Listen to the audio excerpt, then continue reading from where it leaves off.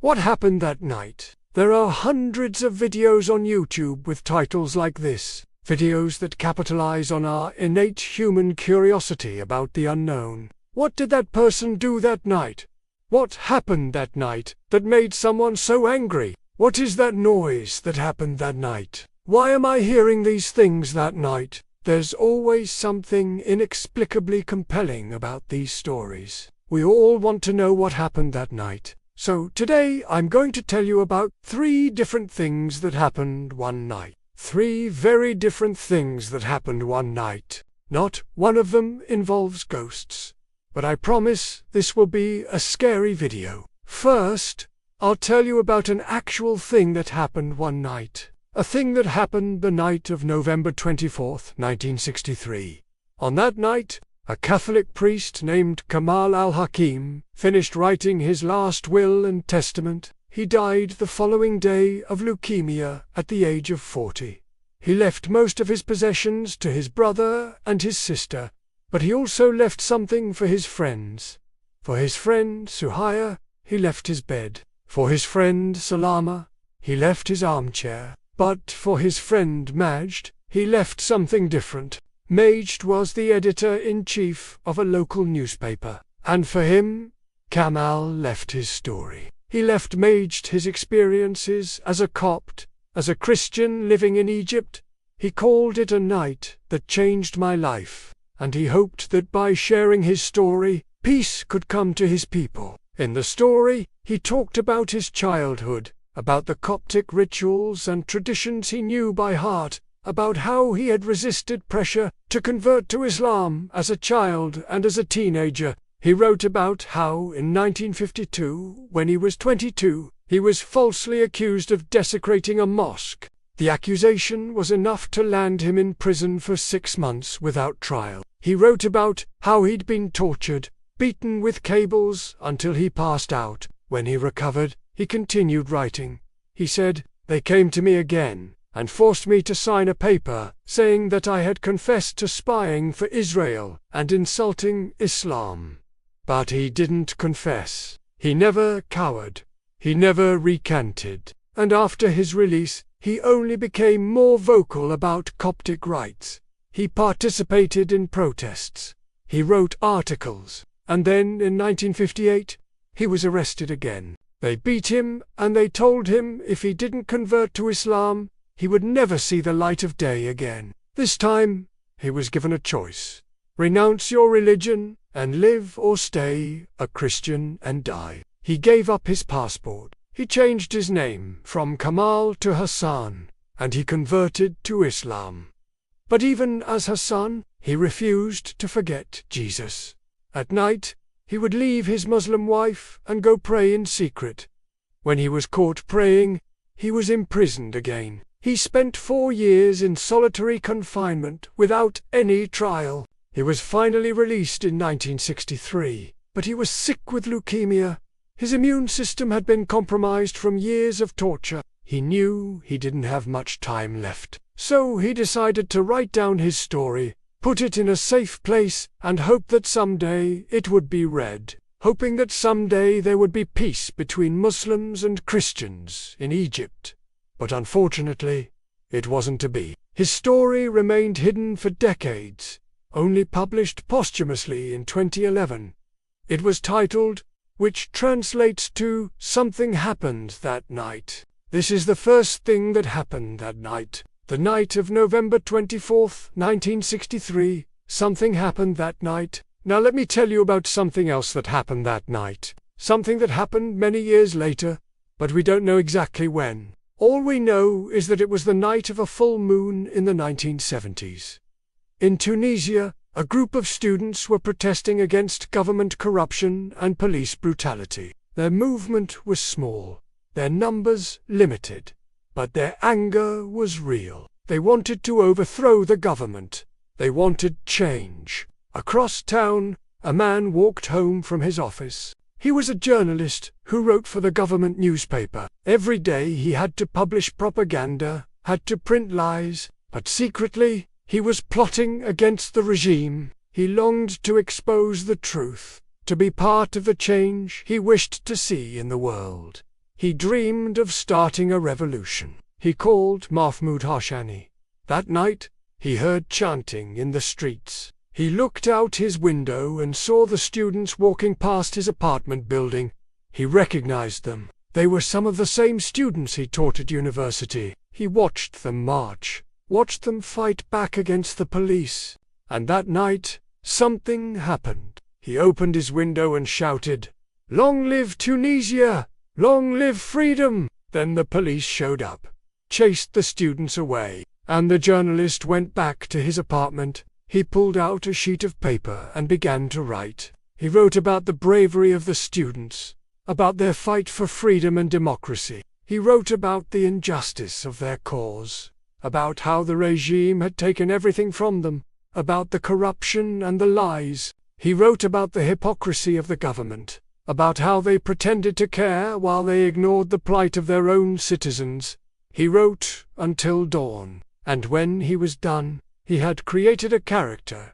He had written a story. It was a story about a man named Hamadi, who lived in a country ruled by a dictator. The dictator kept the people under control by spreading propaganda, by arresting and torturing dissidents. The people were afraid to speak out. They were afraid to ask for change. But then, one day, a young man named Ali decided to take a stand. He started a newspaper.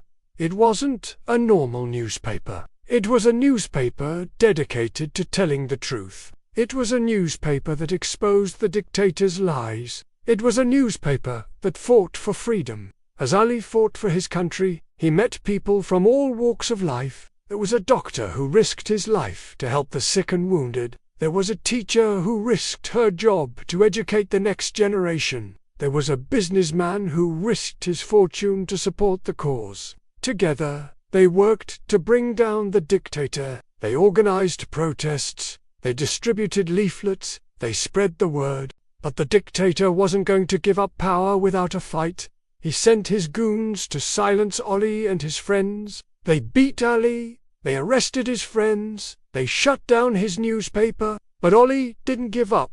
He kept fighting for his country, and eventually, they won. The dictator was overthrown and democracy was restored. Mahmoud wrote this story not just for his readers, but for himself. By writing about Hamadi and his friends, he was able to live vicariously through them. He was able to experience the courage and conviction he admired in them. He was able to feel the excitement of the fight and the thrill of the victory. When he finished writing, he felt exhausted but exhilarated. He had created a world where good triumphed over evil, where hope triumphed over despair. He had given voice to the voiceless, had honored the courage of those who dared to dream of a better world. And as the sun rose, he knew that he had created something special. He had captured the spirit of the revolution in words. He had created a story that would inspire generations to come. That night,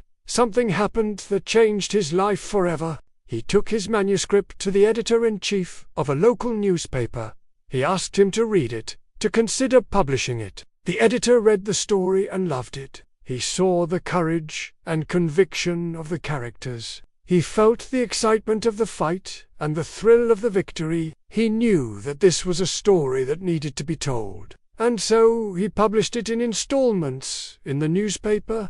As each new chapter appeared, readers across the country were captivated. They followed Hamadi and his friends on their journey to overthrow the dictator and restore democracy. They cheered when the good guys triumphed and gasped when the bad guys threatened to destroy everything. Mahmoud had created a world that readers could escape to, a world where good triumphed over evil and hope triumphed over despair. And as the story reached its climax, readers couldn't wait to see how it would end. But when the final chapter was published, there was no happy ending.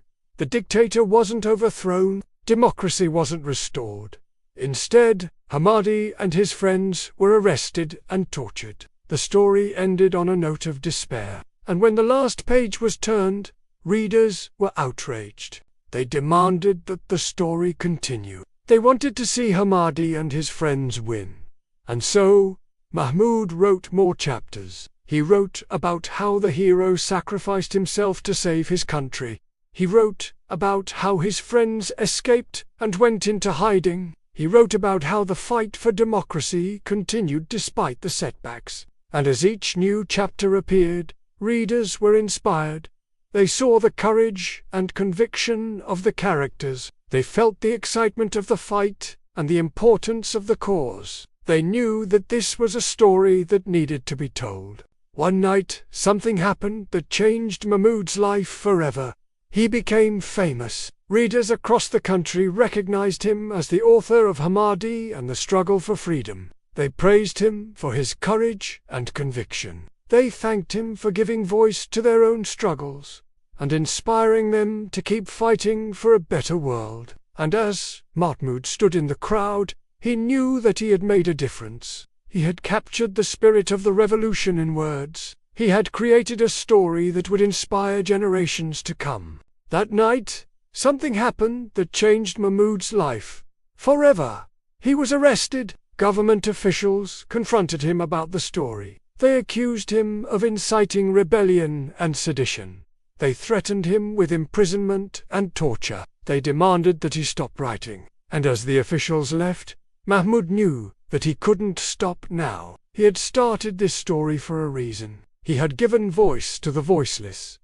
And he wasn't going to let fear silence him. He continued writing, and the story continued to inspire readers across the country. One night, something happened that changed Mahmoud's life forever. The revolution happened. Readers across the country took to the streets to demand change. They chanted slogans and waved flags.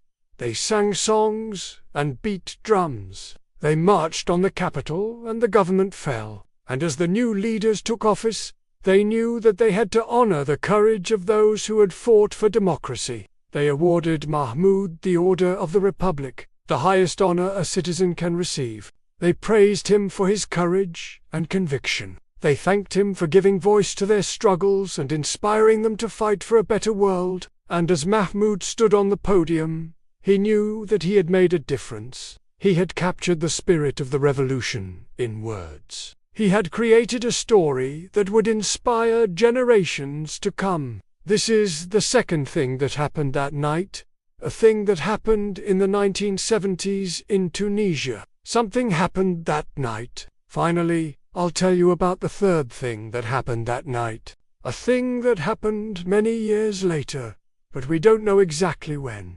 All we know is that it was a night like any other. It was a night when a group of friends decided to visit a camp in the woods near their town. They had heard stories about the camp from locals who claimed that it was haunted. They said that anyone who stayed there overnight would never be the same again. They told stories of strange lights, strange sounds, and strange figures that appeared and disappeared in the darkness. But the friends weren't scared.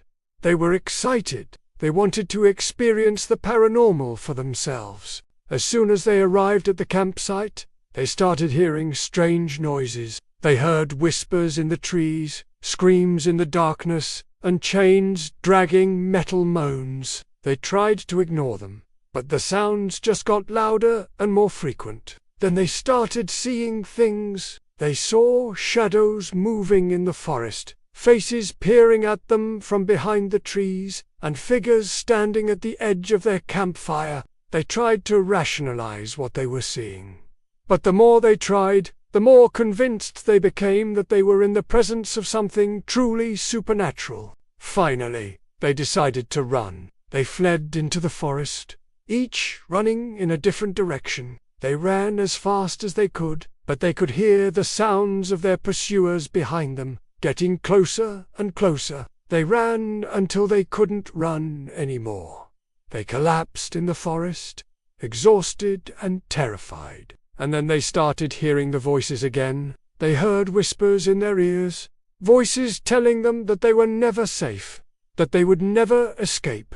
Then they started seeing things again. They saw shadows looming over them, faces grinning at them from the darkness, and hands reaching out to grab them. They screamed in terror, but their screams were lost in the forest. No one could hear them. They were truly alone. And then they saw it. They saw the figure standing over them. The one they had seen at the campfire. The one that had pursued them through the forest. It was tall and thin, with long, sharp claws and teeth. Its eyes glowed red in the darkness, and its skin was pale and rotting. They could feel its hot, fetid breath on their necks as it leaned closer and closer. They could hear its claws scraping against the ground as it moved closer and closer. They could smell its decay as it loomed over them, ready to strike. And then they woke up. They woke up in a ditch on the side of the road, covered in dirt and leaves. They were alive, but they were never the same again. They carried the scars of that night with them for the rest of their lives. This is the third thing that happened that night. Something happened that night. The night that some of us will never forget. The night that some of us survived. So what happened that night? Well, that's up to you to decide.